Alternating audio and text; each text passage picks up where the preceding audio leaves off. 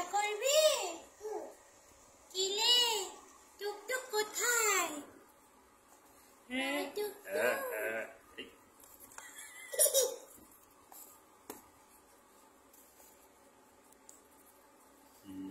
না, আমি দেখা করবো না। কিলে এতদিন পরে কেন আছিস আমাদের ঘরে?